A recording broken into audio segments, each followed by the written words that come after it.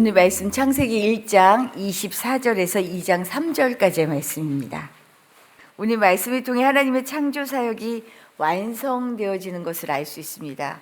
이 가운데 우리 사람은 다른 피조물하고는 또 다른 특별한 점을 가지고 있죠. 하나님이 자기 형상, 곧 하나님의 형상대로 우리 사람을 창조하셨다라고 말씀하고 계십니다. 그리고 그 만물을 다 창조하신 후에는요, 일곱째 날에 하나님이 안식하십니다. 안식을 통해 모든 창조 사역을 다 이루신 거예요. 이 하나님이 우리를 통해 무엇을 원하시는지 살펴보려고 합니다. 첫 번째는요, 사람은 하나님의 대리자, 그의 파트너다라는 거예요. 피조물을 창조하신 하나님의 창조 사역의 절정이 어디에 있을까? 사람 사역에 있었습니다. 사람 창조에 있었습니다. 특히나 다른 피조물과 비교할 수 없는 특징이 있잖아요. 아까도 말씀드렸지만 하나님의 형상을 따라 창조하셨습니다. 사람이 하나님의 형상을 따라 창조되었다라고 하는 이 말씀 안에는 인간의 위상, 사람의 위상이 어떤지를 보여주고 있어요. 고대 신화를 보면 인간의 모습을 통해 신화의 주인공을 그렸습니다. 그러면서 사람은 어떻게 해요? 신들을 섬기기 위한 존재로 묘사가 됩니다. 그런데 창세기는 좀 달라요. 인간이 신의 형상으로 지어졌다라고 말하고 있어요. 신화에는 인간이 신의 노예나 도구로 본다면 창세기에서는요, 하나님이 창조하신 인간은 하나님의 노예나 도구가 아니에요. 하나님의 대리자이고 그의 파트너입니다. 위상이 달라요. 전혀 달라요. 즉 하나님의 형상대로 만들어졌다는 것은요, 하나님의 권한을 위임하여 이 세상을 어떻게 해요? 대리할 존재로 삼으셨다는 거예요. 그래서 27절을 통해서 당신의 형상대로 사람을 남자와 여자로 창조하시자마자 28절을 통해 뭘 얘기하시냐면 사람이 해야 할 책임, 일을 맡기십니다. 28절 말씀 우리 다시 한번 읽어볼까요? 28절입니다. 하나님이 그들에게 복을 주시며 하나님이 그들에게 이르시되 생육하고 번성하여 땅에 충만하라. 바다의 물고기와 하늘의 새와 땅에 움직이는 모든 생물을 다스리라 하시니라. 하나님은 당신의 형상을 따라 지으신 사람을 통해, 우리를 통해 당신이 창조하신 피조 세계를요, 정복하고 다스리라 라고 말씀하십니다. 근데 우리 말에는 뉘앙스가 있잖아요. 정복하고 다스리라 그러면 굉장히 어때요? 말의 어감이 강압적이고 지배적으로 들리죠. 그런데 여기서 다스리라는 말은요, 굴림의 의미가 결코 아니에요. 여기서 다스림은 오히려 목자의 마음으로 보살피고 배려하라라는 뜻을 담고 있습니다. 사람이 땅에서 해야 하는 사명으로서 정복, 다스림은요, 폭력, 훼손, 방종, 착취 이런 행위가 결코 아니에요. 결코 아니에요. 하나님의 대리자 파트너로서 하나님이 세우신 피조세계의 질서를 유지하며 유용하게 하는 일을 맡은 거예요. 이게 어그러지니까 어때요? 세상이 자꾸 어그러지잖아요. 그래서 중요한 것은 하나님이 세상을 만드시며 좋다, 너무 좋다, 너무 좋다 연발하셨던 그 모습을 기억하며 땅과 생물, 환경, 이 모든 피조세계를 생명력 있게 보존하고 번성하도록 이끄는 것이 사람의 몫입니다. 우리 일이에요, 그게. 희생양이 없어야 해요. 전쟁은 수많은 사람을 희생시키죠. 나의 이기심은 내가 조금 더 가지려고 하는 건 수많은 사람을 짓밟는 일이죠. 하나님의 세계는 이게 있을 수 없다라는 거예요. 희생양 없이 모두를 세상을 살리고 세우는 것이 사람이 이 땅에서 해야 할 일이에요. 사람다운 일. 이것이 하나님 나라를 이루어가는 일이고요. 하나님 나라를 이루어가는 것이 저 세상의 이야기다라고 생각하시면 안 돼요. 여기에서 우리에게 피조 세계를 맡기신 이 일, 몫이라는 것을, 여기서부터 시작되는 일이라는 것을 기억해야 하는 거죠. 그렇다면 우리에게 허락된 이 권한을 어떻게 사용해야 할까? 이게 중요하겠죠. 이를 감당하기 위해서 우리는 하나님의 형상으로 창조된 특권을 남용하지 않고 사는 마음, 훈련이 필요합니다. 하나님이 부여하셔서 특별한 존재가 됐어요. 사실 우리도 흙으로 만들어진 존재죠. 아무것도 아닌 존재예요. 먼지 같은 존재예요. 그런데 하나님이 특권을 부여하셔서 하나님의 생기를 불어넣어 주셨고요. 하나님의 형상을 따라 만들어졌을 뿐이에요. 그런데 사람이 사람답지 않으면 어떻게 돼요? 다른 동물들이나 다른 생물들이나 다를 바가 없는 거예요. 사람이 특별할 수 있는 건, 사람이 사람다워질 수 있는 건 하나님의 뜻대로 살아갈 때임을 기억해야 해요. 이걸 알아야 감사할 수 있고요, 겸손할 수 있죠. 우리가 이렇게 감사와 겸손으로 살아갈 수 있기를 축복합니다. 두 번째로는요, 창조 세계의 본질은 공동체입니다. 함께예요, 함께. 우리 이번 주제가 뭔지 기억하세요? 아직 잘 읽지 않지요? 서로 연결하여 함께 지어지는 교회. 이게 사실은 창조 세계의 본질이에요. 온 땅에 함께 살아가도록 사람을 세우신 것은 이미 하나님 창조의 본질이 공동체이기 때문입니다. 하나님이 자기 형상대로 사람을 창조하시는데요, 26절을 보면 뭐라고 표현하셔요? 우리의 형상을 따라, 우리의 모양대로.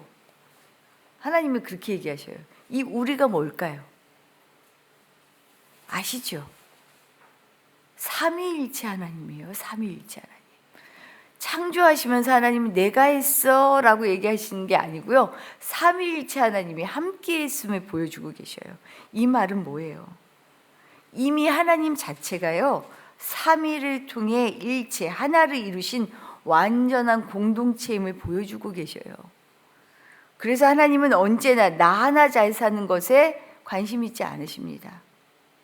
교회로, 공동체로. 교회는 공동체예요. 살아가는 것, 이것이 본질이라는 거죠. 뭐하러 굳이 오지랖 넓게 남의 삶에 관여하냐 싶잖아요. 뭐하러 그렇게까지 관심을 가져야 되나 싶은 생각이 들지요. 이건 우리 삶의 본질이기 때문입니다.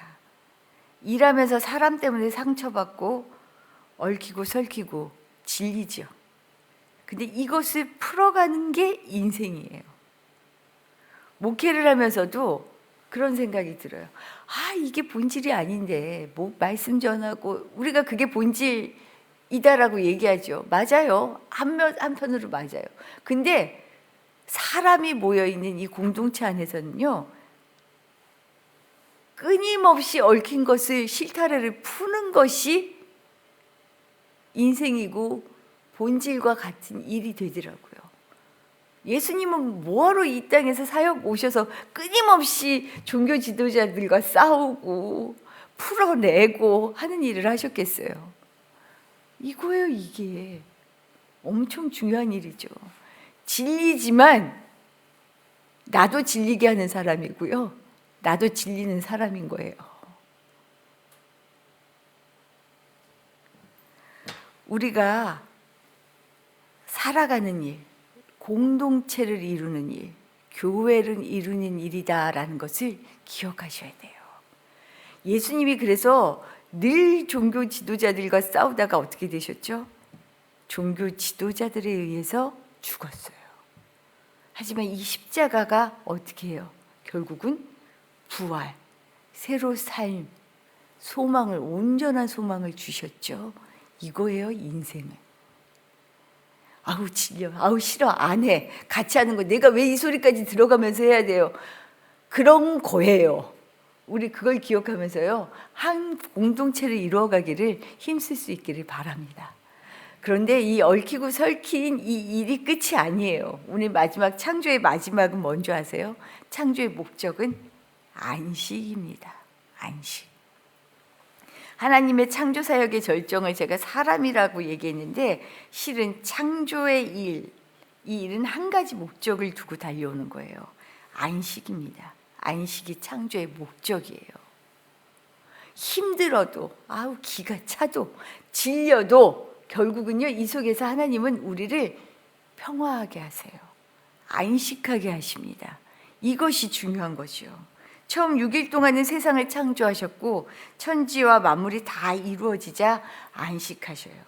이 말을 풀면 창조를 통해 존재하는 모든 것들이 창조된 의도대로 그 역할을 할 때 안식을 누리게 되어 있어요.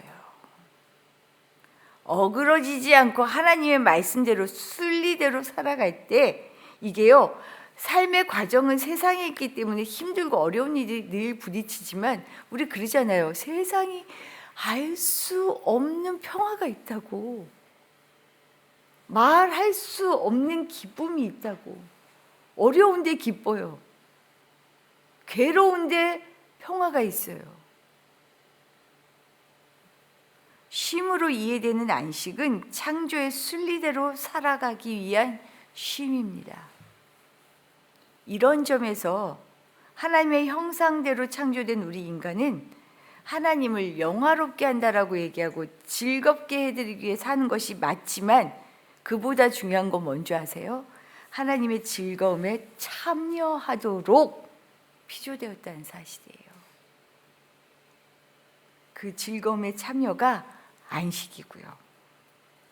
우리에게는 쉼이 필요합니다. 안식이 필요해요. 그런데 이 안식은 단순히 우리 몸만 쉬는 게 아니에요.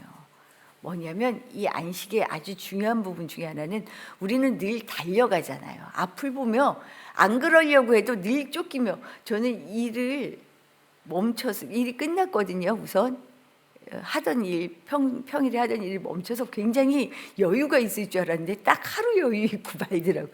뭐가 이렇게 바빠요. 뭐가 이렇게 스케줄은 끝도 없고요. 막 달려가요. 근데 이 달려가는 시간은요, 반드시 멈추는 시간이 일정하게 있어야 돼요. 이게 왜 있어야 하는 줄 아세요? 내가 순리대로 가고 있나를 봐야 되는 거예요. 살다 보면 끝없이 욕심이 생겨요. 내가 달려가던 관성에 의해 가요. 내 습관대로 가요. 그래서 말씀드리죠. 기도와 말씀은 말씀을 통해, 하나님의 거울을 통해 나를 보는 작업이다. 이 안식은 바로 이 자리예요.